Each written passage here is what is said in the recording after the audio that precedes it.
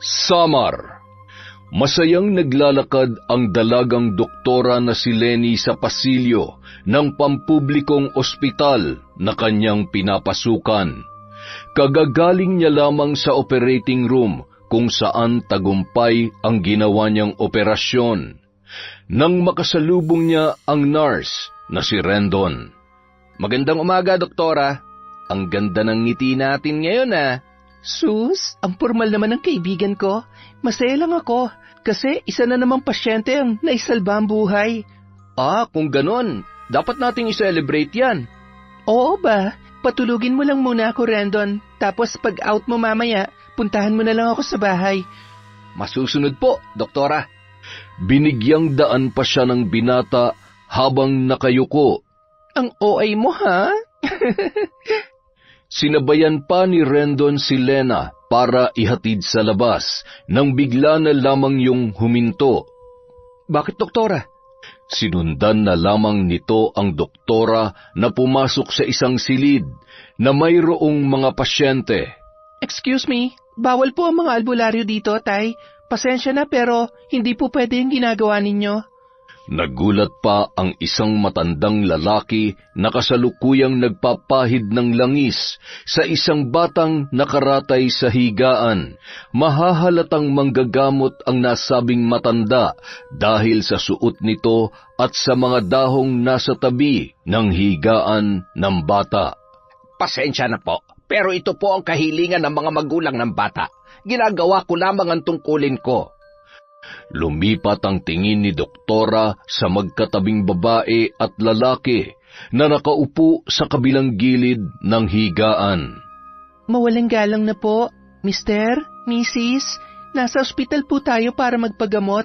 May mga medisina nang naibigay sa bata. Sapat na po yon para gumaling ang anak ninyo. Bawal po magdala dito ng mga albularyo. Nagkakaintindihan po ba tayo? Napayukong humingi ng paumanhin ang mag-asawa sa kanya at nakiusap na lamang sa albularyo na itigil na ang kanyang ginagawa. Ngumiti pa si Lenny sa kanila bago lumabas ng silid na yon. Umiral na naman yung pagkaano mo, ah. Hinayaan mo na lang sana. Ano ka ba? Ospital to. Bawal naman talaga yun dito. Huwag mong sabihing pag ikaw nakakita ng ganon, hahayaan mo lang. Siyempre, magkakaiba naman kasi tayo ng paniniwala. Saka, hindi naman sila nakakaperwisyo. May mga natutulungan din naman ang mga albularyo. May mga kaalaman sila na kung minsan ay hindi natin alam. Tumigil ka nga, Rendon. Hindi ako nag-aral ng ilang taon para ibaba ang paniniwala ko sa mga ganyang bagay. Doktora ako, at alam ko kung anong mas makabubuti para sa mga pasyente. Sorry na, huwag na tayo magtalo. Tingnan mo, nagiging tigre ka na naman. Hindi naman ako nakikipagtalo eh. Sinasabi ko lang kung anong totoo. Napakamot na lamang ang binata sa kanyang ulo dahil nagpatiuna na ng lakad ang dalaga. Alam niyang naiinis yun sa kanya. Kaagad niya naman yung hinabol at nilambing-lambing. Ganoon sila palagi kapag sila ay nagkakatampuhan. Kung sino ang may kasalanan ay siyang gagawa ng paraan para magkaayos kaagad. Sa ilang taon na nilang magkaibigan, parang tunay na kapatid na ang turingan ng dalawa sa isa't isa, na kung minsan ay nabibigyang mali siya ng iba. Samantala, sa isang baryo kung saan naninirahan ang maglolang sina Maria at Junior, masaya silang sinalubong ang truck na naghatid ng kanilang package galing sa Saudi kung saan nagtatrabaho ang ama ni Junior na si June. Pagkababa ng nasabing package na isang malaking karton ay sabik na niyakap yon ng batang lalaki. Ano kayang laman nito, Lola? Ay, hindi ko rin alam. Baka mga laruan at damit mo, Apo. Excited na akong buksan to kaso kailangan pa nating hintayin ang pagdating ni Tatay. Hayaan mo na. 3 araw lang naman ang bubunuin ng iyong paghihintay. At sa wakas ay makakasama mo na rin ang iyong ama. Makalipas ang 3 araw, walang paglagyan ang saya ni Junior nang sa wakas ay dumating na si June. Buong linggo silang namasyal para sulitin ang mga araw na magkasama silang dalawa bago bumalik ulit ng Saudi ang kanyang ama. Anak, hinahinay lang sa pagtakbo. Baka madapak at masugatan. Ang sarap makipaghabulan sa alaga nating aso, Tay. Ganito po laging ginagawa namin. Mamaya ka na makipaglaro. Ang mabuti pa, sabayan mo na akong kumain itong mga tsokolate, anak. Mabilis namang tumalima si Junior at kaagad na tumabi sa kanyang ama. Tay, kailan po ang balik ninyo? Matagal pa, 1 buwan pa kasi ang bakasyon ko. Aba, ang galing naman. Matagal ko pa pala kayong makakasama. Kinagabihan, inaapoy ng lagnat si Junior, nanginginig at kung ano-ano ng mga salitang lumalabas sa kanyang bibig dahil siya ay nagkukumbulsyon na. Mama, Mama. John, unang beses na nagkaganito ang anak mo. Ang mabuti pa'y dalhin na natin siya sa albularyo.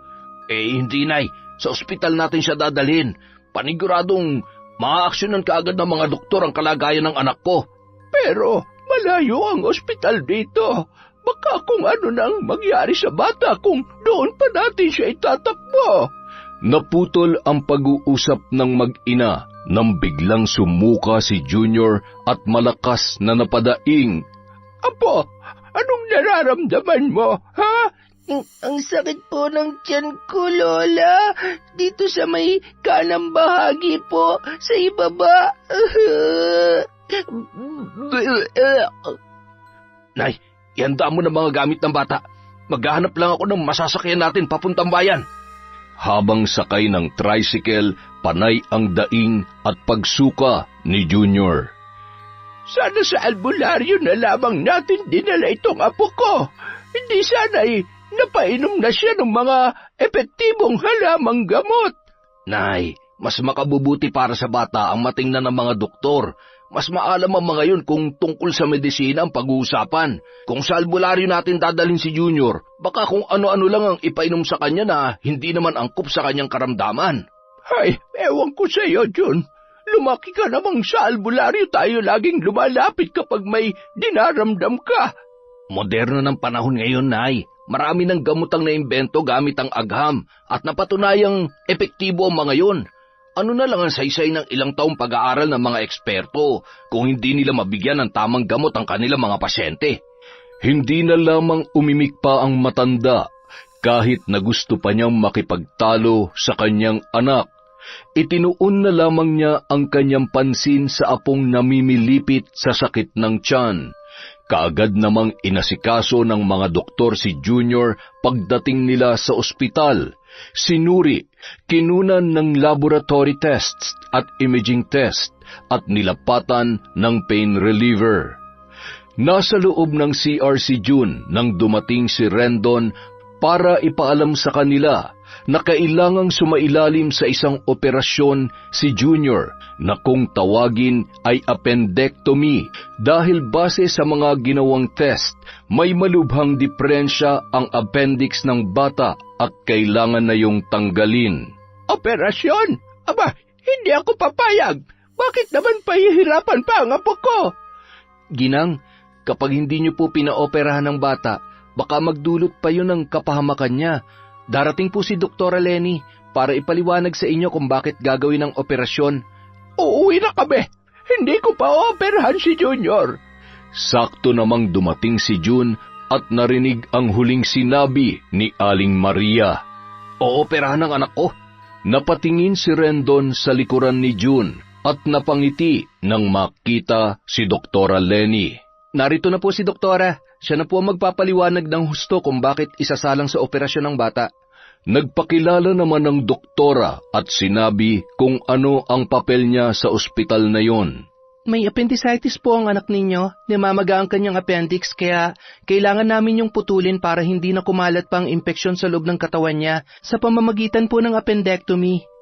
Marami pang ipinaliwanag si Dr. Lenny sa kanila at kung ano ang maaaring mangyari sa bata, oras na hindi yun sumailalim sa operasyon at kung ano ang mangyayari kapag siya ay naoperahan. Paano po kung hindi kami pumayag na operahan ang anak ko? Mister, buhay po ng anak ninyo nakasalalay dito. Maaari magdulot ng kapahamakan sa kanya ang pagtanggi ninyo. Pero kung buo ng pasya ninyo, may pipirmahan lang po kayong waiver. Ang waiver na yon ay magpapatunay na naipaliwanag sa inyo ng maayos ang mga panganib at benepisyo ng operasyon at na kayo ay kusang tumanggi sa operasyon sa kabila ng mga panganib. Natigilan ang lalaki sa sinabi ng doktora. Hindi naman pera ang pinuproblema niya, kundi ang gagawing proseso. Dahil minsan na siyang nabiktima ng operasyon. Noong nanganak ang kanyang asawa kay Junior, nasesaryan ang babae, at yun na rin ang naging sanhi ng kamatayan noon. Sabi ko naman sa iyo, Jun, wala na akong tiwala sa mga doktor. Buti pa sa albularyo na tayo nagtungo.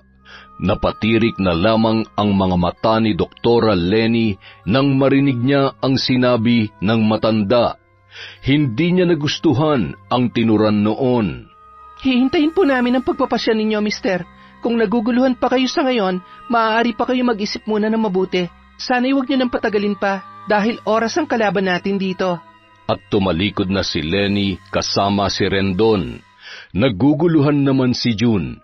Hindi niya alam kung ano ang kanyang gagawin. Ilang oras din siya nag-isip bago nabuo ang kanyang desisyon.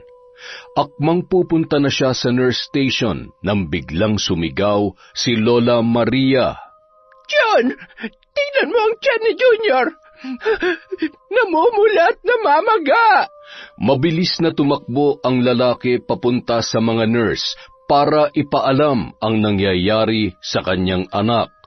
Naroon din si Doktora Lenny at sinabi sa kanya na kailangang maoperahan na kaagad ang bata dahil namimiligro na ang buhay nito.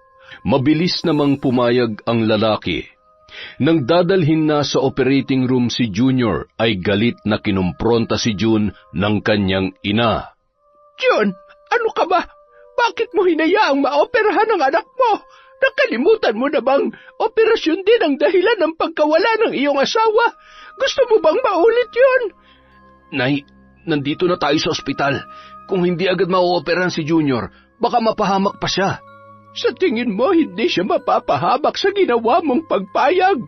Akala ko ba pipirmahan lang natin ang waiver para makauwi na tayo?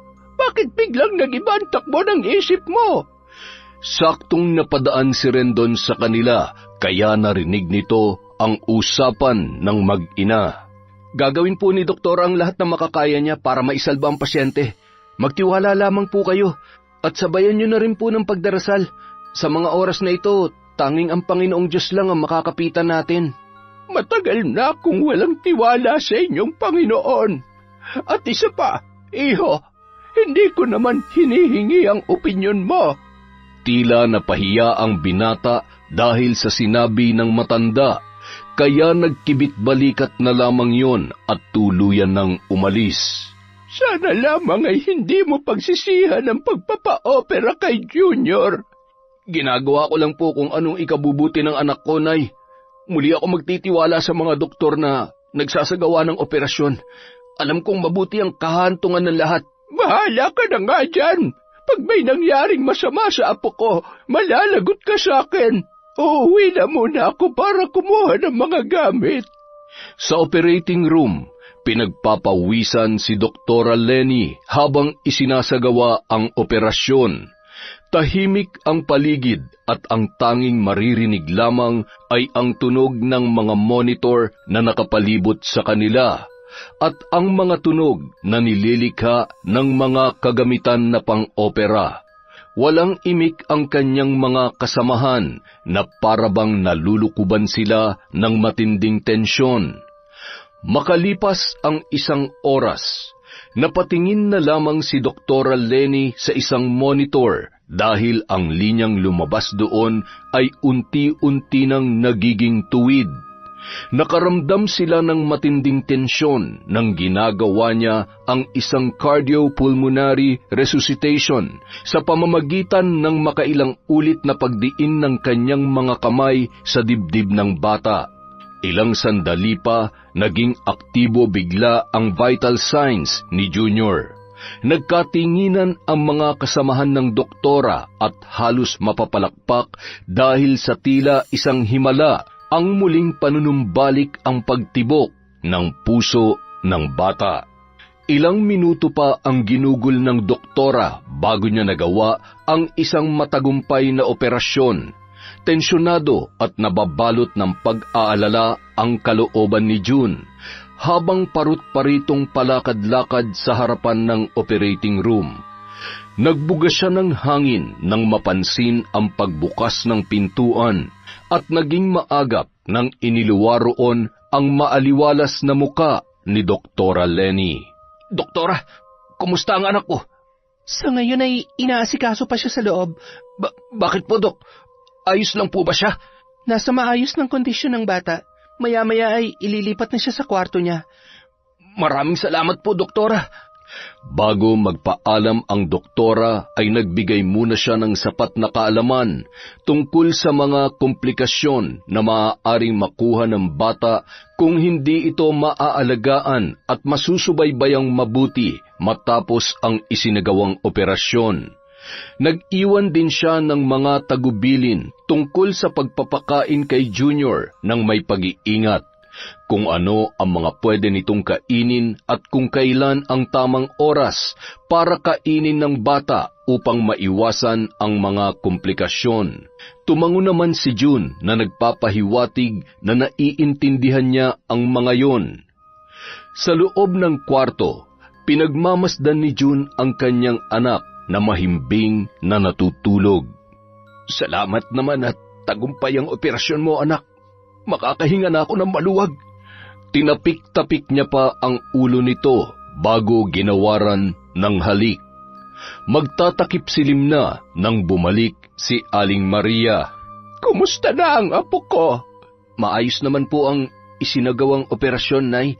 Sige, kumain ka na. Ako na muna magbabantay sa kanya. Sige po, lalabas na po muna ako sandali. Babalik din po ako kaagad.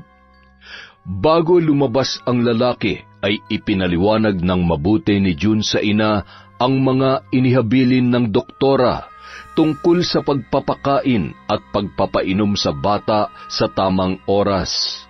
Ilang minuto lang ang nakakaraan matapos lumabas ni June ay nagising naman si Junior. Lola, nagugutom po ako. Sakto namang dumating si Rendon para magbigay ng gamot sa bata. Huwag po muna nating biglayin ang tiyan ni Junior. Dahan-dahan lang muna ang pagbibigay natin sa kanya ng tubig. Pwede po kayong maglagay ng kaunting tubig sa bulak at ipapahid natin sa labi niya. Maghihintay pa kasi tayo ng ilang oras bago siya pakainin. Hindi rin po siya pwedeng kumain ng matitigas na pagkain tulad ng karne. Mas maiging lugaw po muna. Pero saka na po pag naobserbahan na siyang maigi at kapag nautot na po siya. Di, mas lalong magugutom ang apo ko niyan. Mas lalong mauuhaw at mas lalong matatakam. Kailangan po nating sundin ang mga payo ng doktor para makaiwas po tayo sa maaaring masamang maidulot nito sa katawan ng bata. Para po yan sa ikabubuti ng apo ninyo. Paismid na tumalikod si Aling Maria habang sinusuri ni Rendon ang kalagayan ng bata. Pinaintindi rin nito kay Junior ang kahalagahan sa pagsunod sa kanyang mga tagubilin. Paglabas ni Rendon ay muling bumaling ang bata sa kanyang lola. Lola, nagugutom po ako. Pakainin niyo po ako. Kahit panis na kanin, okay lang. Basta pakainin niyo lang po ako, Lola. Bakit ka naman kakain ng panis na kanin, apo ko? Mamamatay na po ako sa gutom, Lola. Kumakalam na po ang sikmura ko. Maawa na po kayo sa akin. Ay, sige. Pero huwag mong sasabihin sa iba, ha? Sikreto lamang natin ito. Opo, Lola. Pangako po yan. Nagmadaling nagsandok ng kanin si Aling Maria mula sa mga dala niyang lalagyan. Heto. May fried chicken. Niluto ko talaga yan para sa'yo. Alam ko kasing yan ang paborito mo. Yehey! Salamat po, Lola. Sige na, kumain ka na. Baka sumilip na naman dito yung pakialamerong nurse at pigilan ka pa niyang kumain kahit na nanghihina ka na sa gutom. Sarap namang nilantakan ni Junior ang mga ibinigay sa kanya ng kanyang lola. Pinainom pa siya nito ng 2 basong soft drinks. Ilang sandali pa nakaramdam ng pananakit ng tiyan ang bata. Halos mamilipit ito sa sakit. Nagsimula na rin siyang magsuka at bumibilis na rin ang kanyang paghinga. Mabilis na iniligpit ni Aling Maria ang mga pinagkainan ng bata. Sakto namang pumasok ang kanyang anak na si June. Nay, ano nangyayari kay Junior? Hindi ko alam. Bigla na lang kasi siyang nagkaganyan habang kumakain ako. Natataranta namang pinuntahan ni June ang mga nurse para ipagbigay alam doon ang nangyayari. Samantala, magkasamang lumabas ng gate ng ospital sina Nurse Rendon at Doktora Lenny. Pauwi na sila at pinag-uusapan ang mga naganap sa buong maghapon sa kani-kanilang mga trabaho. Alam mo, yung lola ng batang inoperahan mo kanina, sinabi niyang wala daw siyang tiwala sa mga doktor. Mukhang matigas din ang ulo dahil parang binabaliwala lang niya mga sinasabi ko sa kanya. Oo, pansin ko nga. Mas naniniwala kasi siya sa mga albularyo. May mga tao talagang ganyan. Yung hinahamak nila mga kakayahan natin, na tayo naman talaga ang may maayos na kaalaman. Sana lang ay sundin nila ang lahat ng payo mo, Lenny. Nandun naman yung tatay ng bata. Mukhang malawak naman ang pangunawa nun, kaya tiyak na hindi niya ipapahamak ang kanyang anak. Huwag na nga natin pag-usapan yan. Ang mabuti pa, kumain na lang tayo sa labas para mabawasan naman ang pagod natin. Masaya silang kumakain sa isang restaurant nang biglang tumunog ang cellphone ng dalaga. Napabuntong hininga na lamang ang doktora nang marinig mula sa kabilang linya ang nangyari kay Junior. Kaagad naman siyang nagpaalam sa binata na babalik sa ospital dahil mukhang kakailanganin na namang operahan ang kanyang pasyente. Napapailing na lamang na tinapos ni Rendon ang kanyang kinakain dahil hindi na pumayag pa ang dalaga na siya ang maghahatid dito pabalik ng ospital. Nagmamadaling tumungo roon ang doktora. Nasa bungad pa lang siya ng operating room, nasipat niya na ang masamang tingin ni Aling Maria. Doktora, nakikiusap po ako. Gawin niyo po ang lahat ng paraan para maisalba ang anak ko. Opo, ipagdasal niyo po ang inyong anak. Ang tagal naman ng babaeng yon. Mananagot talaga siya kapag may masamang nangyari kay Junior.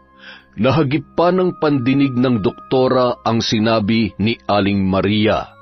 Tiningnan niya na lamang ito ng masama bago niya isinara ang pintuan. Kaagad na hinarap ng doktora ang nakaratay na bata. Handa na ang lahat ng kanyang mga kailangan kaya sinimulan niya na kaagad ang pag-oopera.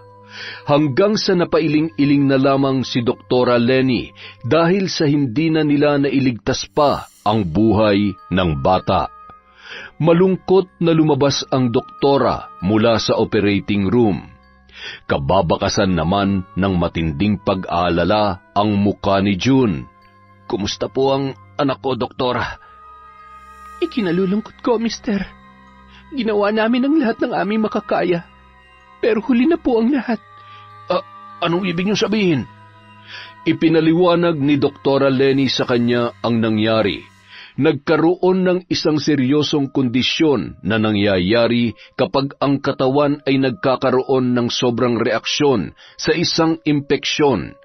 Dahil sa mahina ang immune system ng bata, hindi na nito nakayanan ang pananalasa ng mga bakterya at virus sa loob ng kanyang katawan, na naging sanhi upang humantong siya sa kamatayan. Hindi totoo yan. Buhay pa ang anak ko. Ikinalulungkot ko po, sir. Dahil sa hindi na matagalan ni doktora ang senaryo at tila pinipiga ang puso niya sa nakikitang mapait na ekspresyon sa mukha ni June, Nagmadali na siyang iwan yon matapos na tinapik ang balikat ng lalaki. Masakit para sa kanya na makita ang paghihinagpis ng kaanak ng kanyang mga pasyente, dahil alam niya kung gaano kahirap at kasakit ang mawalan ng mahal sa buhay. Bilang surgeon, masakit na hindi niya nailigtas ang buhay ng kanyang pasyente. Kahit pa yun na ang kanyang trabaho, ay hindi pa rin siya sanay na may namamatay sa kanyang mga kamay. Kasalukuyang nakikipag-usap si doktora sa kanyang mga kasamahang doktor nang bigla siyang sinugod ni Aling Maria. Nagsisigaw ang ginang at nanlilisik ang mga mata na siya ay binubulyawan. Kasalanan mo tong lahat, babae! Kung hindi mo lang sana inoperahan ang apo ko, buhay pa sana siya ngayon! Wala kang kwenta! Ang kapal na mukha mong hayop ka! Maghunos dili po kayo. Bilang doktor, masakit din po sa akin na nangyari sa apo ninyo. Hindi ko po ginustong pagkawala niya, pero sariling katawan na po ng apo ninyo ang bumigay dahil sa malala ng impeksyong nasa loob ng katawan niya. Hindi kita mapapatawad. Tandaan mo ito, babae. Ipapakulong kita at sisiguruhin kong mabubulok ka sa bilangguan. Mamamatay tao! Nagulat pa ang doktora nang dinuraan nito ang kanyang muka bago mabilis na lumisan. Doktora Lenny, ayos ka lang ba? Eto, may panyo ako. Mabilis namang kinuha ng doktora ang panyong iniabot sa kanya ng kasamahang doktor at maluhaluhang pinahid yon sa kanyang muka. Unang beses niyang nakatanggap ng ganoong pagtrato mula sa kaanak ng kanyang mga naging pasyente. Hindi niya inaasahan na ganoon ang gagawin ng matanda sa kanya. Salamat. Oo, ayos lang ako. Ang bastos naman ang alin na yon. Sinisi pa sa iyong pagkamatay ng apo niya eh. Sila naman talaga may kasalanan dahil sa kapabayaan nila. Hayaan mo na, Dok. Hindi niya pa kasi matanggap kung ano nangyari sa apo niya. Kahit nanginginig sa inis, ay pilit na pinakalma ng doktora ang kanyang sarili. Ilang ulit siyang nagbugalang hap ng hangin para hindi tumulo ang mga namumuong luha sa kanyang mga mata. Samantala, sa lamay ni Junior, malungkot at nananamlay na inistima ni June ang mga bisita sa lamay ng kanyang anak. Pare, ikinalulungkot ko ang nangyari kay Junior. Ang bata-bata niya pa para lisanin ang mundong ito. Oo nga pare, ipinagpapalagay ko na lang na masaya na ang anak ko kasama ng nanay niya sa langit. Kahit napakahirap tanggapin. Ay, hindi naman sana mamamatay ang apo ko kung pagkatapos ng operasyon niya ay nandun lang sa ospital ang doktora na nag-opera sa kanya. Kaso umalis daw kaya ilang minuto pang hinintay namin. Kung nandun lang sana siya, edi sana'y naagapan pa ang buhay ni Junior. Malinaw na pinabayaan niya ang apo ko. Kasalanan niya lahat ng ito. Ano na po ang plano niyo ngayon? Siyempre, maghahain kami ng demanda laban sa doktora na yon. Kailangan niyang panagutan ang ginawa niya sa aking apo. Nay naman, bakit pa palagi niyo na lang isinisisi sa ibang mga problemang dumarating sa atin? May dahilan ng Diyos kaya nangyayari ang lahat.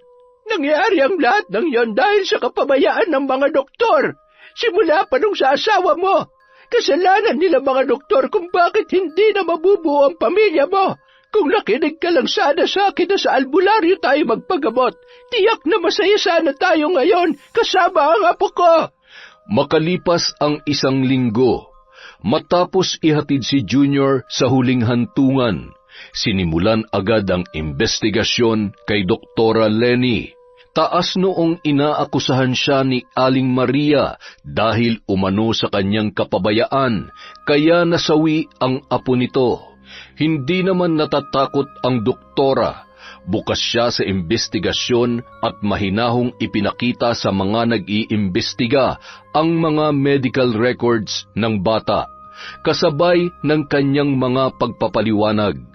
Kampanteng-kampante naman si Aling Maria na makukulong ang doktora.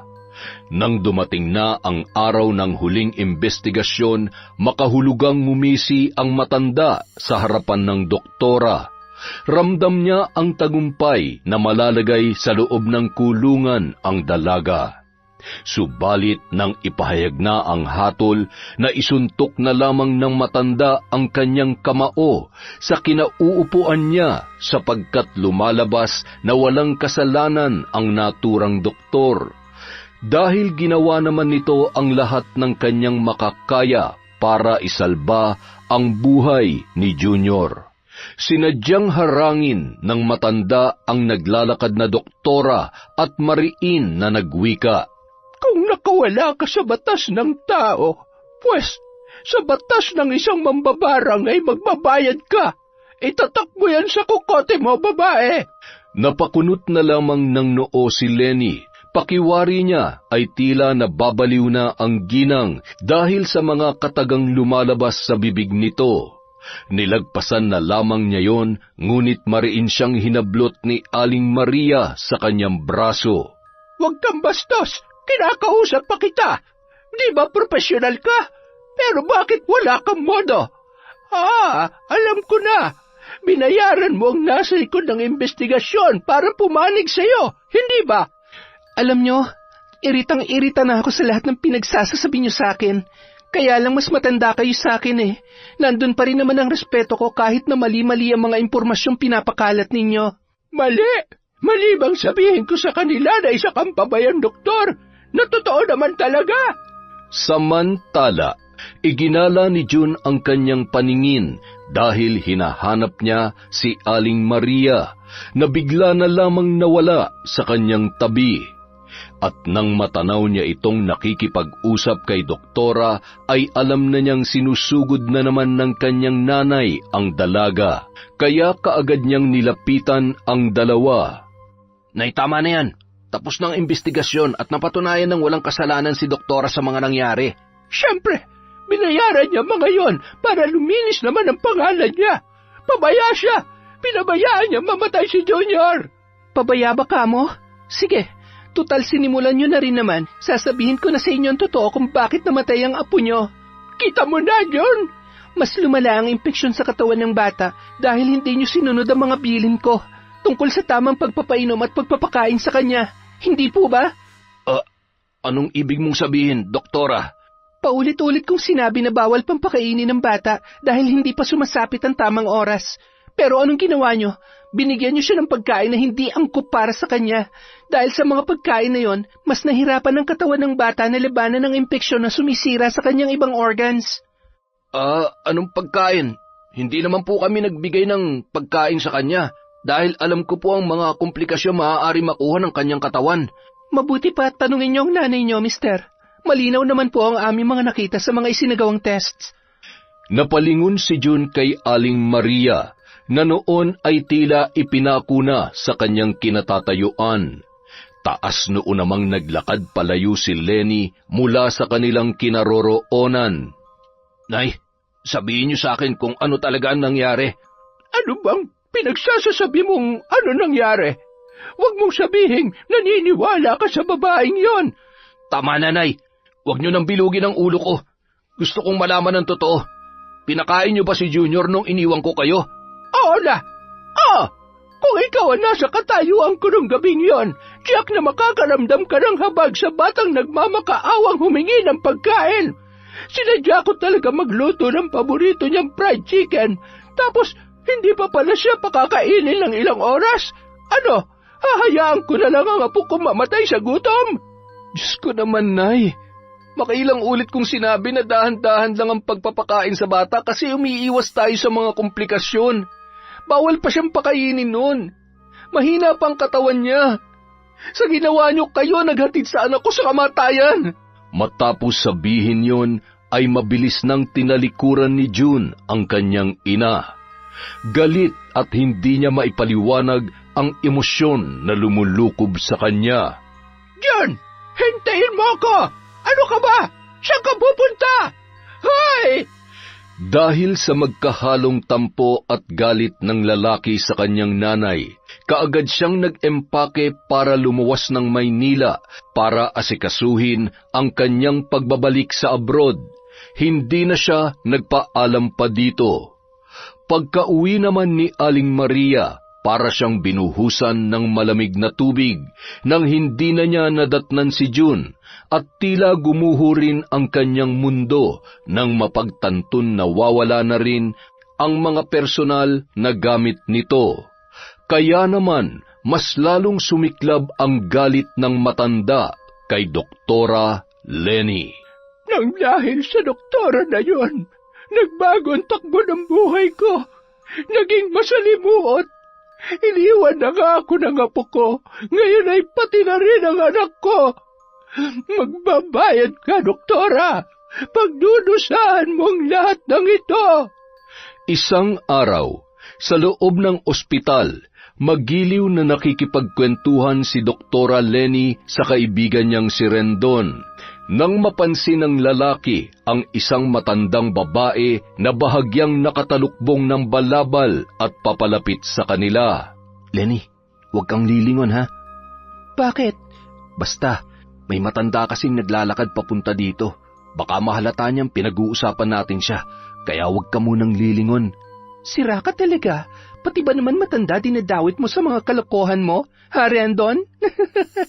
Mukha kasi siyang nakakatakot. Mahaba ang mangga sa kanyang suot na mahabang bestidang itim. Balot na balot din ng itim na medyas ang kanyang paa at nakatalukbong pa ng balabal. Mukhang kubado na dala ng kanyang katandaan. Nakatalukbong pala eh. Paano mo nilamang matanda? Siyempre, kulubot na ang balat sa kamay eh. Shh! Nasa tapat na natin siya. Parang wala lang sa dalawa ang presensya ng naturang matanda. Hindi sila tumingin doon na animoy hindi nila yon napapansin. Subalit ang kanilang mga mata ay sumisenyas sa isa't isa. Mawalang galang na.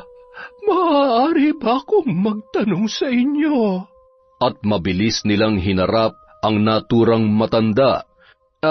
Ano po yun, Lola? Habang nagsasalita si Rendon, pilit naman niyang sinisilip ang muka noon. Mas matangkad kasi sila kumpara sa Ale. Kilala niyo po ba si Doktora Lenny? Ako ho yun. Bakit po? Ikaw pala. Mag-iingat ka, Ineng. Mag-iingat ka. Mas makabubuting lumapit ka sa isang albularyo at humingi ng tulong bilang proteksyon. Gaya ng mga pangontra sa mga itim na mahika. Ho? Hindi ko po kayo maintindihan. Nakikita ko maaaring mangyari sa hinaharap. Sundin mo ang payo ko bago pa mahuli ang lahat. Nay, pasensya na po pero mukhang natatakot na po kasi ang kaibigan ko. Sa mahinang kilos, hinawi ng matandang babae ang nakatalukbong na balabal sa kanyang muka. At ganoon na lamang ang pagkasindak ng dalawa nang tumambad sa kanila ang kanyang anyo. Bukod kasi sa nangungulubot nitong balat ay kapansin-pansin din ang mga bulutong sa muka nito. Ang isa niyang mata ay nakaluwa na halos umabot na sa butas ng kanyang ilong. Mabilis namang hinawakan ng matanda ang braso ng doktora. Tumambad sa kanila ang mahahaba nitong mga kuko na animoy hindi man lamang nakatikim ng linis dahil sa anyo at dumi nito. Bahagyang napadiin ang pagkakahawak ng matanda, kaya naman natusok ng mga kuko nito ang makinis na balat ng doktora. Isang itim na mahika ang nagbabadyang pumasok sa buhay mo. Sisirain ka nito at ipapahamak. Mag-iingat ka, Ineng. Bahagyang inilayo ni doktora ang kanyang braso dahil sa takot, ngunit nasugatan yon ng mga kuko ng matanda. Napadaing si Lenny nang nakaramdam ng kirot dala ng kanyang sugat. Nang makitang dumudugo ang sugat, ay kaagad yung binitawan ng matanda. at muling ibinalik ang balabal na nakatabing sa kanyang muka kasabay ng kanyang dahan-dahang paglisan. Binalot ng takot ang buong sistema ni Doktora Lenny habang tinitingnan ang papalayong matanda. Ang weird naman ng matandang yon. Kinilabutan ako sa mga sinabi niya. Huwag mo na lamang pansinin. Alam mo naman ang mga matatanda. Nagiging ulyanin na pagka nagkakaedad at kung ano-ano pa ang pinagsasasabi. Oo nga pero hindi ko maipaliwanag ang kilabot na gumapang nang dumampi ang balat niya sa akin. Ay, parang may malamig na kung ano ang gumapang sa kalamnan ko. Ay nako Lenny, ang mabuti pa magpahinga ka na. Baka dala lang yan ng pagod at puyat. Ang dami kasing pasyente nitong mga nakaraang araw. Gaya ng payo ng kanyang kaibigan, umuwi ang doktora at nagpahinga sa loob ng kanyang apartment. Nag-iisa lang siyang nakatira doon. Matagal nang namayapa ang kanyang mga magulang. Malayo din siya sa kanyang mga kamag-anak na nasa Cebu. Ang tanging tinuturing niyang kapamilya ay walang iba kundi si Rendon. Maalinsangan ang pakiramdam niya, kaya naman hinayaan niya lamang na nakabukas ang bintana na nasa tabi ng kanyang kama. Kahit papaano ay nakalanghap siya ng sariwang hangin. Nakahiga na siya habang nagmumuni-muni na may biglang kung anong kumalabog sa labas. Kaagad din naman siyang bumalikwas ng bangon para silipin kung ano o sino ang may kagagawan ng ingay. Sa pagdungaw niya sa bintana, isang pusang itim ang kanyang nakita. Akmang babalik na sana siya sa pagkakahiga nang tumingala ang pusa sa kanya at nagtama ang kanilang mga paningin. Hindi maipaliwanag ng doktora ang matinding pagkabog ng kanyang dibdib nang masilayan ang anyo ng pusang yun. Nakaluwa ang isang mata nito na umaabot hanggang ilong at ang mga butlig sa mukha niya ay parang minsan na niyang nakita. Hindi nga lang niya matandaan kung kailan o kung saan. Napakurap na lamang ang doktora nang mapansing titig na titig yun sa kanya. Pagkatapos ay tila nagpakawala ng isang nakakakilabot na ngiti. Bago yun, bigla ang naglaho. Mabilis namang iginala ng doktora ang kanyang paningin, ngunit hindi na niya nakita pa kung saan yun nagpunta. Sa muling paghiga ni Lenny, biglang may pumasok na hangin sa kanyang bintana. Napatingin siya roon at nakita ang tila itim na usok na dala ng hangin. Akmang tatayo na sana siya, ngunit biglang nanigas ang kanyang katawan na animoy ipinako sa kama. Hindi niya maigalaw ang kanyang mga kamay at paa. Dahan-dahan namang naglandas ang itim na usok papalapit sa kanya. Tumindi ang kilabot na kanyang nararamdaman nang makitang pumasok ang itim na usok sa kanyang suot na shorts at naramdaman niya na may mainit na pumasok sa kanyang panloob hanggang sa nakaramdam siya ng pananakit ng puson. Sumidhi ng sumidhi yun at nahihirapan na siya ng husto. Gusto niyang sumigaw, ngunit wala siyang boses na mailabas. Pakiramdam niya ay umiikot ang kirot sa kaibuturan ng kanyang pagkababae, hanggang sa naging malabo na ang kanyang paningin at unti-unti na yung nagdilim. Kinabukasan, umaga na nang magising ang doktora.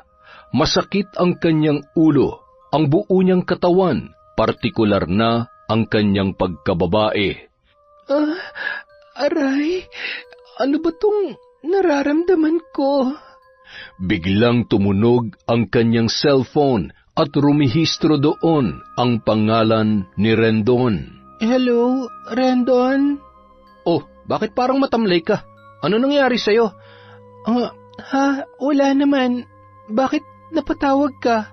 Chinecheck lang kita. Hindi ka kasi sumasagot sa tawag ko kahapon pa. Nakatulog kasi ako Pasensya na ha. Nakatulog? Tulog ka sa loob ng 17 oras? Ganun na ba katagal bago mo ako na-contact? Opo, mahal na Reyna. Tiningnan ng doktora ang kanyang relo na nakalagay sa ibabaw ng mesang nasa gilid ng kanyang kama. 6:00 na pala ng umaga. Huling naaalala niya ay 1:00 ng hapon siya nagsimulang humiga. Kung ganoon, tama nga ang kanyang kaibigan. Nagtataka man ay iwinaglit na lamang niya sa isipan ang nangyari. Hello? Lenny, nandiyan ka pa ba? Hello? Oo, naririnig kita. Sigurado ka ba talagang okay ka lang? Gusto mo puntahan kita dyan? Wag na. Ayos lang ako. Makalipas ang 3 buwan, marami na ang nakakapansin sa pagbabago ng katawan ng doktora. Ang iba ay pinagchichismisan na siya dahil sa mukha na siyang buntis sa kanilang paningin. Doc Lenny, nananaba ka yata ngayon Hindi ko mapigilang kumain, Doc Oh, nandito ka pala. Kanina pa kita hinahanap Nandito na yung manggang pinabili mo, mahal na prinsesa. 1 kilo yan. Ay, salamat naman. Tumutulo na ang laway ko ngayon pa lang Thank you. Teka muna, ilang buwan na ba yung dinadala mo, Doc Lenny? Ha? Anong dinadala? Huwag ka nang mahiya, alam na ng lahat na buntis ka. Ha? Ako? Buntis? Congratulations, Doc. Binabati ko kayong dalawa ni Nurse Rendon. Ninong ako, ha? O sige, mauna na ako. Marami pa kasing pasyente naghihintay sa akin. Nanlaki na lamang ang mga mata ng dalawa na sumunod ang tingin sa papalayong doktor at pagkatapos ay sabay na humagalpak ng tawa. Yan, ang takaw mo kasi. Napagkakamalan ka tuloy na buntis. At ang malupit doon, ako pa ang tatay. Loko-loko? Subalit napatigil sa pagtawa si Lenny nang bigla siyang naduwal. Sapu-sapu ang bibig. Mabilis siyang nagtungo sa loob ng CR at doon ay inilabas ang kanyang mga kinain. Lenny, magtapat ka nga sa akin. Hindi ka nga ba buntis? Ano? Huwag mong sabihing pati ikaw ay naniniwala sa mga chismis. Paano naman ako mabubuntis? Wala nga akong boyfriend. Sa nakikita ko kasi sa'yo ngayon, iba Kahit nung nakaraan pa, para ka kasing naglilihi. Hay nako, walang hiya. Hindi nga ako buntis, ano ka ba? Bakit? Buntis lang bang kumakain ng mangga? Nang mga sumunod na buwan, hindi na nga napigilan ang paglaki ng tiyan ng doktora. Hindi na rin siya pumapasok sa ospital at nag-aalala na si Rendon dahil sa hindi naman niya sinasagot ang tawag nito. Kaya naisipan nito na siya ay bisitahin. Laking gulat ng binata nang makita ang buong anyo ng doktora. Malaki ang tiyan at halos namumulagat na ang mga mata dahil sa kapayatan. Akala ko ba magkaibigan tayo? Ba't di mo ipinakikilala sa akin ang ama ng ipinagbubuntis mo? Hindi nga ako buntis, ano ka ba? Nagpa-ultrasound na ako noong nakaraan at ewan ko ba kung bakit wala naman silang nakita. Ibig mong sabihin, hindi ka buntis at wala ring tumor na tumubo dyan sa tiyan mo? Ay, oo. At alam mo ba, parang mababaliw na ako sa kakaisip kung ano ba tong sakit ko. Sa totoo lang, unti-unti na akong nanghihina. Nahihiya na ako magpakita sa kahit na sino dahil sa kalagayan kong to. Kita mo naman ang loob nitong apartment ko. Makalat dahil sa hindi ko na nalilinisan. Hirap na rin akong kumilos. Bakit hindi mo sinabi sa akin? Di sana nasamahan kita sa albularyo. Ano? Albularyo? Sira ka ba? Ano naman ang mapapala ko kung pupunta ako sa albularyo? Huwag kang ampaliw. Alam mo, Lenny, kahit na sa ospital ako nagtatrabaho, naniniwala pa rin ako sa kakayahan ng albularyo. Basta ako hindi ako naniniwala, okay? Magpapatest ulit ako, baka mali lang yung resulta ng ultrasound. Lenny, ano ka ba? Naalala mo yung sinabi ng matandang nakakatakot? Di ba sabi niya, nakikita niya ang hinaharap? Nakikita niyang babalutin ka ng itim na mahika at pahihirapan ka? Baka ito na yun. Bakit ka ba naniniwala doon? Matandang ulyanin na yon. Sabi mo nga, di ba? Basta, para sa akin, albularyo ang solusyon dyan sa problema mo. Pero kahit na magpatingin pa tayo dun. Kung hindi ka naman naniniwala, baliwala rin. Doktor ako, mas lamang ang kaalaman ko sa mga albularyo na yan. Aray! Ang sakit! Dinala ni Rendon si Lenny sa ospital at sa bawat araw ay pahina ng pahina ang dalaga. Binibigyan naman siya ng mga gamot, ngunit pakiramdam niya ay mas lalo siyang nanghihina dahil alam niyang hindi naman talaga natukoy ng mga ito ang tunay niyang karamdaman. Rendon, parang mas lalo akong nanghihina dito. Pakiramdam ko, hindi na ako makahinga. Hindi ko alam kung anong sakit tong dumapo sa akin. Ang mabuti pa siguro, umuwi na muna ako sa bahay. Pero sinong titingin-tingin sa'yo dun? Wala ka namang kasama. Sobrang payat na ng doktora na halos hindi na siya makilala maging ng mga dati niyang kasamahan. Nawalan na siya ng ganang kumain at makisalamuha sa iba. Ang dating masigla at masayahin na dalaga ay wala ng kabuhay-buhay na lumalaban sa hindi maipaliwanag niyang karamdaman. Samantala, galit na nakapamewang si Aling Maria sa harap ng isang matandang babae. Nasa loob sila ng isang maliit na kubo na naroroon sa gitna ng kagubatan. Doon nakatira ang matandang mambabarang na binayaran niya ng malaking halaga para bigyan ng karamdaman ang doktora. Ano na? Tuluyan mo na ang babaeng yan, Tandang Cardona! Patayin mo na! Tumahimik ka nga, Maria. Huwag mo akong pinangungunahan. Abat, baka nakakalimutan mong mahalang ibinayad ko sa iyo para lang barangin ang babaeng yon. Ginawa ko na ang pambabarang sa kanya. Kaya nga patayin mo na. Hindi ko yun basta gagawin na lang. Naaawa ako sa kanya. Awa? Sa tanda mong yan? Sa dami na ng mga binarang mo, naaawa ka pa pala? Ang lahat ng pinasakitan ko ay makasalanan. Bakit? Hindi ba makasalanan yung babae na yon? Pinatay niya ang apo ko. Pinatay niya. Kung wala lang akong naging utang na loob sa'yo, hindi ko ito gagawin. Nararamdaman kong mabuting tao ang dalagang doktora. Dapat lang natanawin mong utang na loob ang ginawa ko sa'yo noon. Aba, hindi madaling kumuha ng isang mahusay na albularyo na labanan ang kapwa niya albularyo para maprotektahan ang isang mambabarang na katulad mo. Ay siya, sige na, bumalik ka na lamang sa susunod. Siguraduhin mo na sa susunod na pagbalik ko dito, burado na ang doktorang yon sa mundo. Gaya ng kagustuhan ni Doktora Lenny, iniuwi siya ni Rendon sa kanyang apartment. Dahil nagtatrabaho sa ospital ang binata, minabuti nitong pabantayan siya sa pamangkin nitong batang lalaki. Ang batang si Herson ang umaalalay kay Lenny. Nagluluto ng pagkain at naglilinis sa apartment nito. Herson, pakiabot naman ang cellphone ko. Maglalaro lamang ako ng snake. Hindi na po ba masakit ang ulo niyo, doktora? Masakit pa naman, kaso nabobore ako eh. Ayaw niyo po bang manood ng TV? Hindi na, maiingayan lamang ako. Heto na po ang cellphone niyo. Tatapusin ko lang ang pagwawalis sa labas. Sige.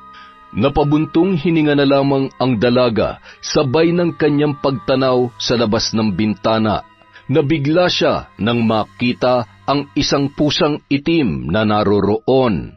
Teka, parang nangyari na to sa panaginip ko ah. Noon ay nakakatakot na pagngisi ang ginawa ng pusa. Ngunit ngayon, tila matamlay ang pusang nakatanaw sa kanya. Yumuko pa yon bago umalis. Doon na biglang sumagi sa isip ng doktora ang mga naganap noong panahong yon. Teka, sa pagkakaalala ko, gising ako noon eh. Tama, hindi nga yung panaginip. Baka... Ay, Diyos ko, noon nga nagsimula ang lahat. Ang itim na usok na pumasok sa akin.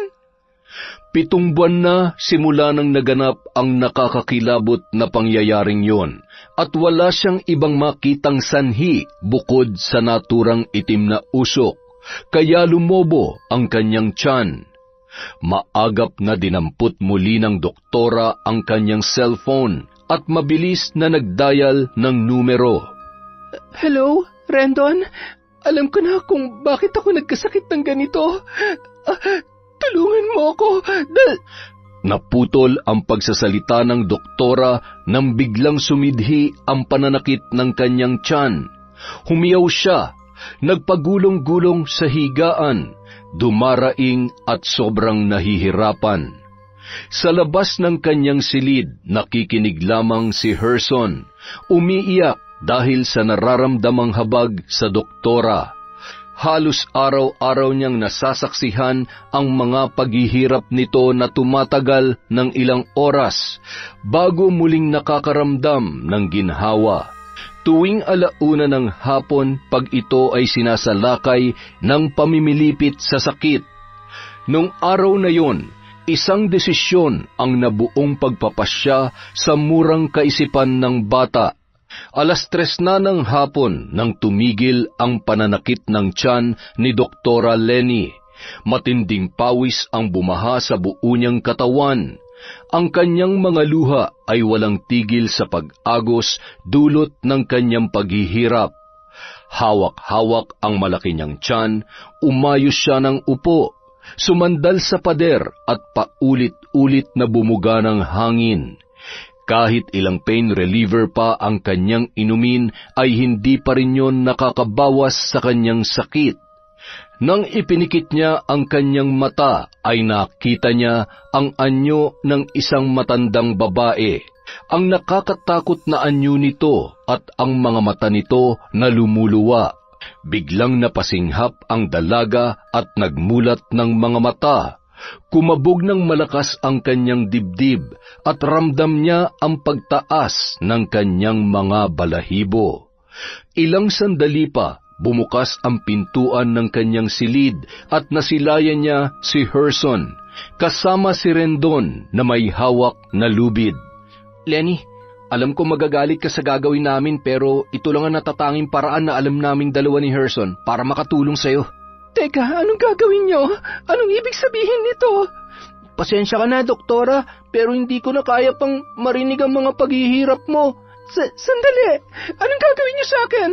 Rendon! Herson! Sana mapatawad mo kami. Dahan-dahang naglakad si Rendon papalapit sa kanya, dala-dala ang lubid na ibinubuhol nito. Nanginginig namang sumiksik sa sulok ang doktora para protektahan ang kanyang sarili. Ang ginawang pabilog na pagbuhol sa lubid ni Rendon ay ipinatong niya sa kama. Diyan ka lang ha, huwag kang gagalaw. Ano ba kasing ginagawa mo? Doktora Lenny, magandang araw. Sino ka? Anong gagawin niyo sa akin? Naparito ako dahil humingi ng tulong sa akin si Herson. Dito na rin kami nagpang-abot nitong si Rendon. Huwag ka mag-alala. Gagawin kong lahat para makawala ka sa itim na mahikang lumulukob sa iyong katawan. Albularyo po siya, doktora. Kaibigan ko po siya. Kaibigan po namin ni Tito Rendon. Alam kong magagalit ka pero ito lang ang natatanging paraan na alam ko na makakasagot sa pinagdadaanan mo, Lenny.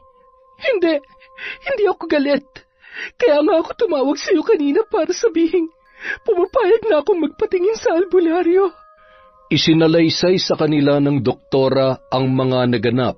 Noong nakita niya ang itim na usok, wala siya ni isang detalyeng kinaligtaan. Pagbukas pa lamang ng pintuan, nakaramdam na ako ng malakas na enerhiya mula sa sumpa ng mambabarang. Binabarang ka, doktora. Barang? Maraming paraan ng pambabarang. Maski ako ay marunong noon, subalit mas pinili ko na lamang na maging manggagamot. Ginagawa ang pambabarang para pasakitan ang mga biktima nito sa pamamagitan ng mga bagay na kahit ang siyensya ay hindi makakapagpaliwanag. Tanging mga albularyo lamang ang nakakaunawa sa mga ganitong pangyayari, at kami mga manggagamot lang ang siyang nakapagbibigay lunas doon. Ano po ang dapat kong gawin? Manalig ka lamang.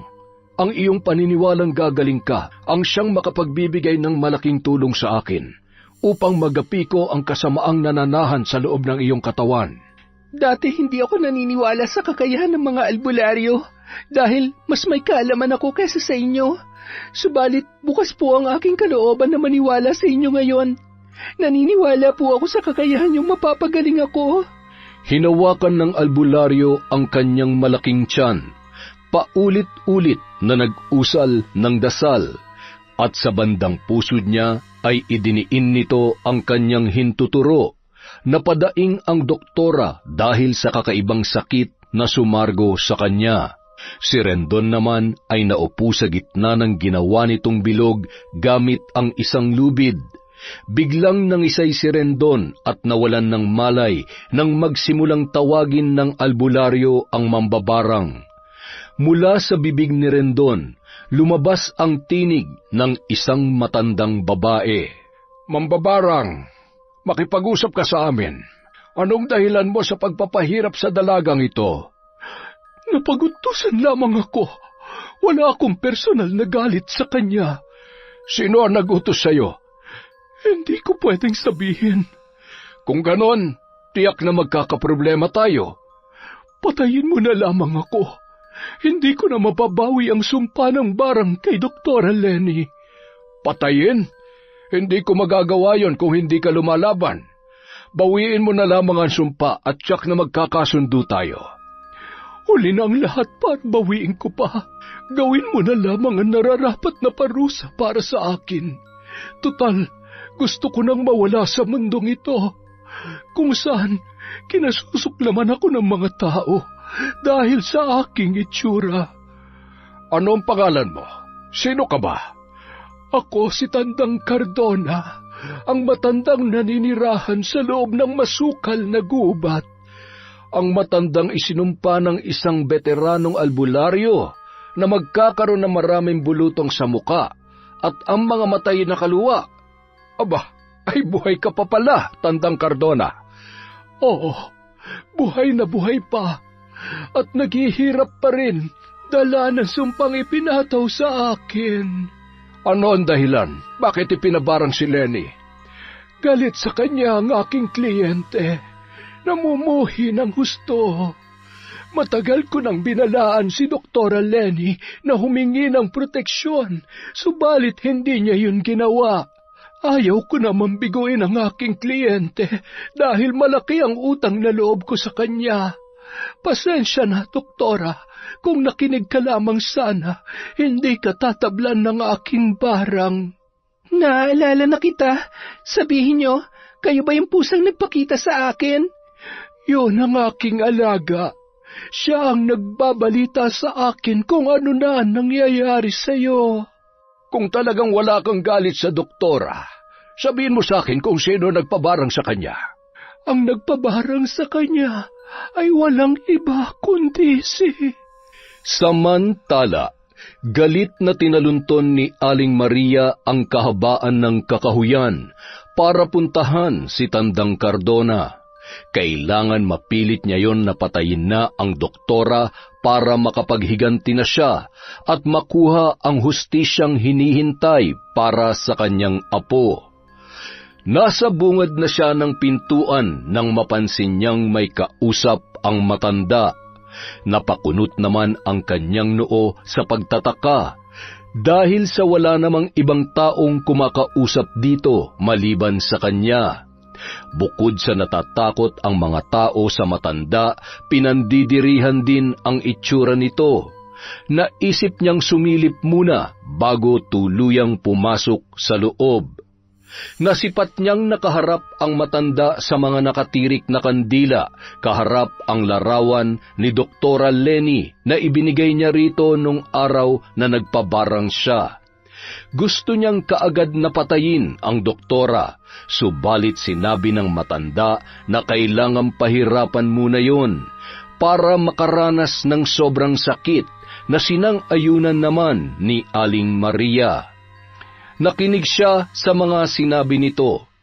Nang mapagtanto na nakikipag-usap pala ito sa isang albularyo sa pamamagitan ng espiritual na pagtawag, narinig niya ang mga sinabi ng matanda na nagpatindi ng kanyang sumisiklab na galit at kaagad niyang nilapitan yon at malakas na sinipa mula sa likuran. Isa kang taksil! Kaya pala hindi mo pa pinapatay ang babaeng yon dahil nagsisisi kang nabarang mo siya at wala ka talagang balak na patayin siya. Pwes, ako na ang makakalaban mong bruha ka. Heto na babagay sa'yo. Malakas na inihampas ni Aling Maria ang isang silya sa katawan ng matanda, ngunit nakailag yun. Alam mo, ikaw naman talaga ang bala sa buhay ko eh. Simula nang makilala kita, nagkanda leche-leche na ang buhay ko. Malas ka! Nagsisisi rin akong nakilala kita, Maria. Alam kong kaya mo lang naman ako tinulungan noon dahil alam mong mapapakinabangan mo ko. Ilan na ba ang ipinabarang mo? Tinulungan kita dahil alam kong nagkasala sila. Tinutulungan din kita ngayon kahit na alam kong walang kasalanan ng doktora dahil may isa kong salita. Pero sa ginawa mong ito, kalilimutan kong may utang na loob ako sa iyo. Abat, ginagalit mo talaga ako, ha?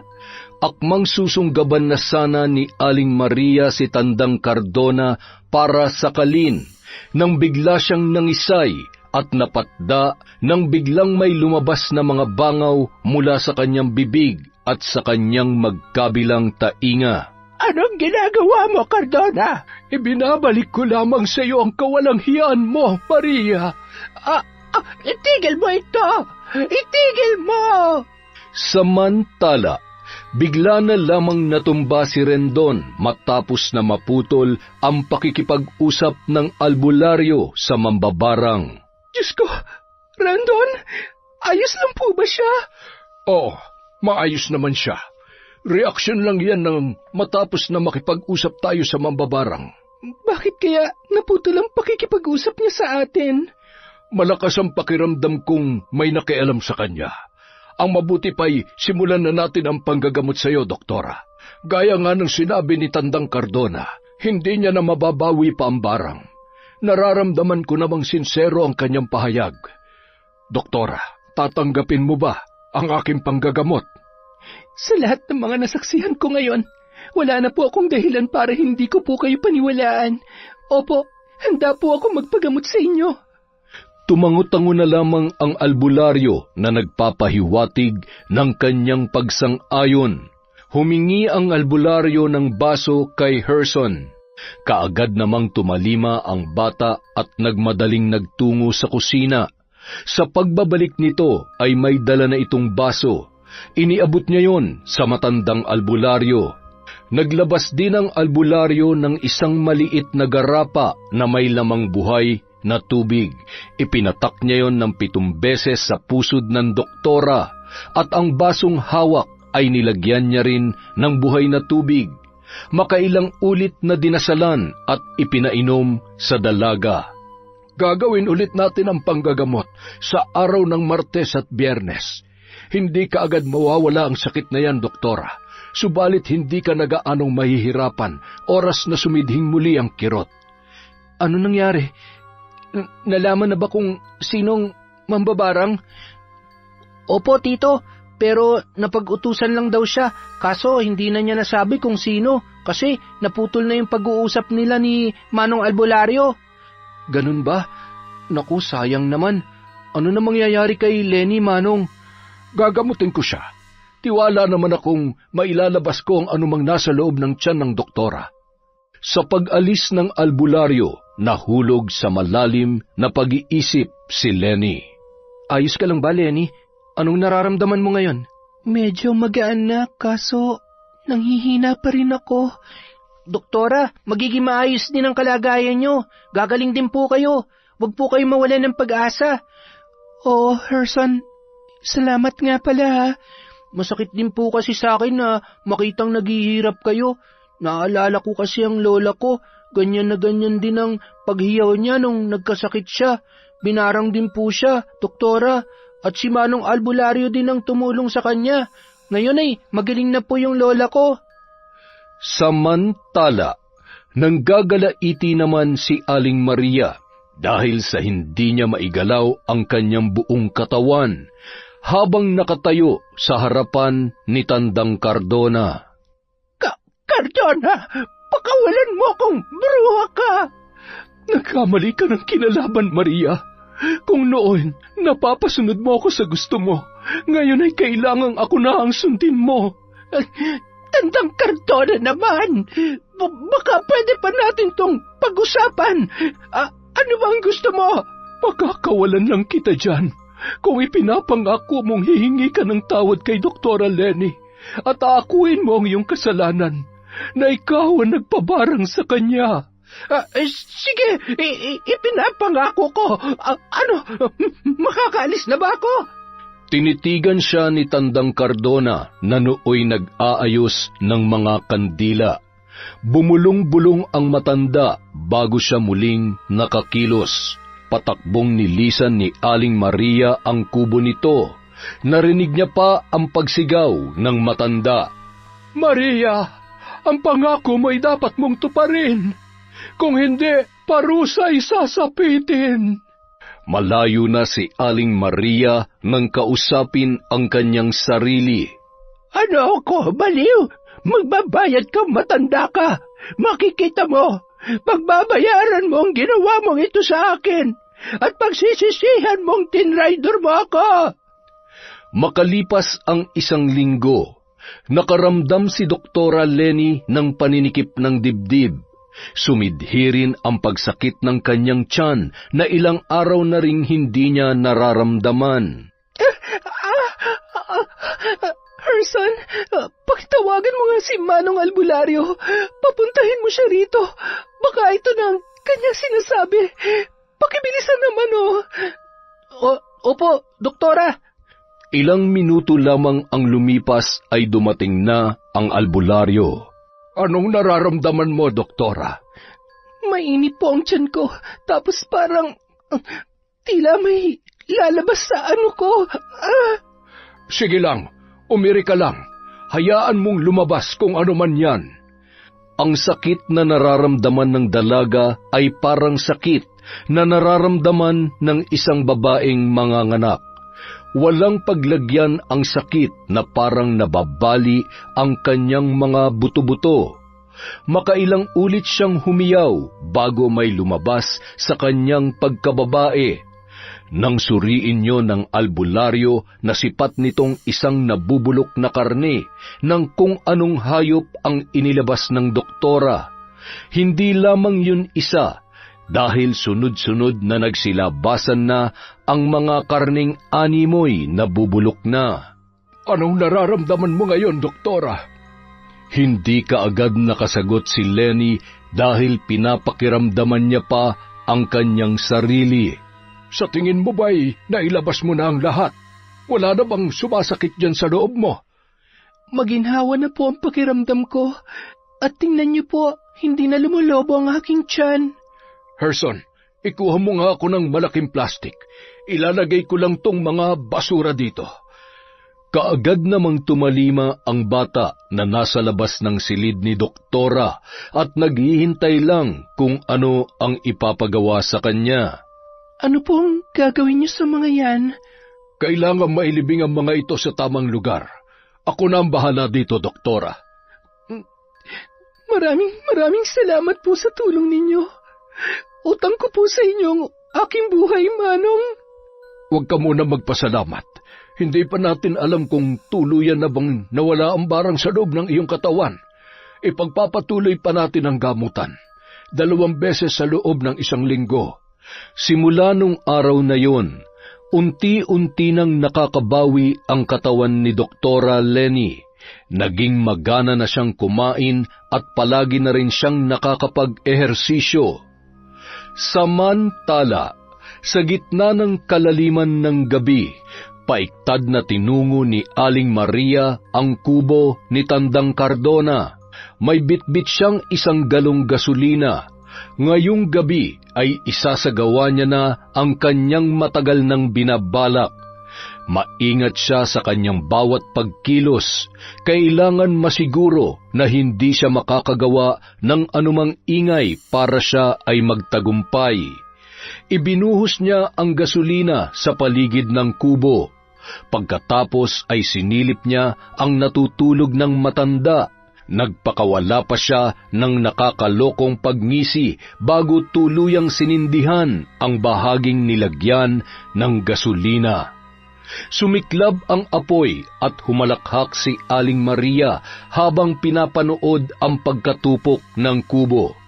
Nang makuntento na, ay masaya siyang nilisan ang lugar na yon. Isa kang hangal, Tandang Cardona. Magdusa ka sa impyerno, animal ka! Isang araw, aksidenteng nagkita sina Aling Maria at Doktora Lenny sa sakayan ng jeep. Buhay ka pa pala, Doktora. Sa kapal ba naman ng mukha mo, pati barang ay hindi na yata tumalab sa'yo. Paano niyo nalaman na binarang ako? Huwag niyong sabihin, kayo ang may pakana noon. Ako man o hindi, wala ka na doon. Isa lang ang nasisiguro ko. May araw ka rin sa'kin dahil pinatay mo ang apo ko. Bakit po ba sobrang hirap sa inyo natanggapin ang totoo? Na kayo naman talagang dahilan ng pagkamatay ng bata dahil sa kapabayaan ninyo. Tumahimik ka! Ganyan po ba talagang ugali ninyo? Lahat na lang na masamang nangyayari sa buhay nyo ay sa iba nyo sinisisi dahil mahirap para sa inyo na tanggaping nagkasala din naman kayo? Baka gusto mong barangin ulit kita. Kung makapagbanta kayo, sana kayo na mismo yun ang babarang para hindi na kayo nakakaperwisyo ng ibang tao. Akala ko ba'y hihingi ka ng tawad kay Doktora pag nagkita kayong dalawa, Maria? Sa nakikita ko, mukhang nagbabanta ka pa. Nanlaki ang mga mata ni Aling Maria nang makita si Tandang Cardona na biglang lumapit sa kanilang dalawa ng doktora. Nakasuot pa rin ang matanda ng mahabang bestidang itim at bahagyang nakatalukbong ng balabal. Bakit buhay ka pa? Para ka atang nakakita ng bangkay na muling nabuhay, Maria. Hindi ito maaari. Pinatay na kita! Sinunog na kita! Biglang nag-iba ang paligid ni Aling Maria. Natagpuan niya ang sarili sa loob ng gubat. Nanlalaki ang mga mata niya na iginala ang kanyang paningin. Nasaan ako? Hindi ito pwedeng mangyari! Hindi siya magkamayaw sa pagtakbo nang biglang nasalubong si Tandang Cardona. Saan ka pupunta? Panaginip lamang ito. Anumang oras ay magigising din ako. Hindi ka nananaginip, Maria. Totoo itong lahat. Ang lahat ng iyong mga nakikita. Pinatay na kita. Kung hindi ito panaginip, paanong nakabalik ka pa? Nakalimutan mo na bang nagtatangan ako ng lihim na karunungan? Hindi mo ako basta-basta mapapatay, Maria. Kung tuso ka, mas lalo akong tuso kesa sayo. Muling bumalik ang paligid ni Aling Maria sa sakayan ng jeep. Nakatayo pa rin doon si Lenny at nakatingin sa kanya. Napahawak siya sa kanyang ulo na tila mababaliw na sa pabigla-biglang pagbabago ng kanyang kapaligiran. Biglang nagiging masukal na gubat at makalipas ang ilang segundo ay babalik na naman ulit sa sakayan ng jeep. Nang sulyapan niya si Doktora Lenny, mabilis naman itong nag-anyong pusang itim na masamang nakatitig sa kanya. Dahil sa pagkalito, naguguluhan siyang napaatras, ngunit parang napapaso naman ang kanyang likuran. Nang lingunin niya kung ano ang mayroon doon, nakita niya ang naglalagablab na apoy. Malawak yon na parabang kakainin siya anumang oras. Napaupo na lamang ang matanda habang nagsisisigaw ng pagmamakaawa. Tama na! Tama na, Cardona! Naririnig niya ang halakhak ni Tandang Cardona at pakiramdam niya ay kumakalikot yon sa kaibuturan ng kanyang pandinig. Napapikit na lamang siya habang panay ang takip sa magkabila niyang tainga. Walang kaalam-alam si Aling Maria na pinaglalaruan lamang ni Tandang Cardona ang kanyang imahinasyon. Wala naman talagang sunog na naganap sa kanyang kubo dahil bago pa nagpunta si Aling Maria doon ay nalaman na niya ang balak nito sa pamamagitan ng kanyang alagang pusa. At ang tunay na kaganapan nung araw na yon ay sasakayan naman talaga ng jeep naroroon si Aling Maria, ngunit wala doon ang doktora. Lahat ng mga nakakita sa kanya nung araw na yon ay nagsasabing isa siyang baliw, sapagkat kung ano-ano na ang mga katagang lumalabas sa kanyang bibig. Biglang nagagalit tapos nanginginig na naman sa takot na tila mayroong kausap gayong mag-isa lamang siya. Hindi niya alam na siya na pala ang pinapatawan ni Tandang Cardona ng sumpang barang. At magpapatuloy ang kanyang kabaliwan hanggang siya ay nabubuhay. Makalipas ang 1 buwan, ganap nang nakabawi si Doktora Lenny sa kanyang mga naranasan. Masigla na siyang muli na nag-aasikaso ng kanyang mga pasyente. Kahit laman pa rin siya ng usap-usapan sa loob ng ospital, ay binabaliwala niya na lamang yun. Hindi pa rin sila makamove on sa pagbubuntis mo kuno, Lenny. Hayaan mo na sila. Wala naman akong dapat ipaliwanag sa kanila. Sabagay, oo nga naman. Teka, hanggang ngayon hindi pa rin natin nakikilala kung sinong nambarang sa iyo. Hindi na importante yon. Ang mahalaga na wala nang barang sa akin. Salamat ha. Utang ko sa inyo ang buhay ko. Kung hindi nyo dinala ni Herson ng albularyo sa bahay, siguro kinakain na ako ngayon ng mga uod sa ilalim ng lupa.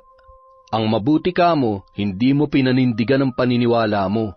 Salamat talaga dahil naisipan ni Herson na magpatulong kay Manong Albularyo. Pangako, aalagaan ko na tong pangalawang buhay ko. Nagulat na lamang ang dalawa nang biglang may nagkagulo sa kabilang kanto. Maraming tao ang patakbong nagpunta doon at nakikiosyoso. Isang lalaki naman ang kanilang tinanong kung ano ba ang nangyayari at bakit nagkakagulo doon. May baliw kasing matandang babae na nasagasaan. Kanina pa kasi yun nag-aamok dun. Nagsisisigaw na bakit daw nabuhay pa pinatay niya naman na raw. Buhay pa ba yung matandang babae? Malabo na mabuhay yun. Wasak na wasak ang ulo Nagmamadali namang umalis ang lalaki matapos nasagutin ang tanong ng doktora. Nako, kawawa naman. Matindi sigurong pinagdadaanan ng matandang babae, no? Kaya nabaliw. Siguro nga. Kaya ikaw, kumain ka ng mabuti para maiwasan mong pagkasira ng ulo. Isang araw, habang naglalakad sa pasilyo ng ospital si Doktora Lenny, nasipat niya ang nakabukas na pinto para sa mga pasyenteng nasa ward. Nakita niyang pumasok doon ang isang lalaki na sa suot pa lang ay alam na niyang isang albularyo. Sinundan niya yon. Natataranta namang sumisenyas ang isang matabang babae sa lalaki na sa hinula ng doktora ay asawa nito. Alam niyang natatakot ang mga yon na baka sila ay mapagsabihan. Ngumiti siya sa mag-asawa at tumango naman sa albularyo. Sige lang po, pero wag po kayong magpapahuli sa ibang mga doktor ha, tsak kasing mapapagsabihan kayo. Tumingin ang mag-asawa sa kanya na parabang hindi makapaniwala. Naniniwala din po kasi ako sa kakayahang magpagaling ng mga albularyo. May nagagawa silang hindi kayang gawin namin mga doktor. May mga sakit na hindi namin maipaliwanag, ngunit kayang-kaya nilang lunasan. Bago siya lumabas, hinagod niya muna ang ulo ng batang pasyente sa kanginitian. Magpagaling ka ha? Bago siya nakalabas sa silid na yon, ngumiti naman ang isang batang babae sa kanya. Narinig niya pa ang ibang mga watcher na nagsasabing mabait siyang doktor. Uy, mahal na Rina! Narinig kong pagpuri sa'yo ng mga pasyente ah.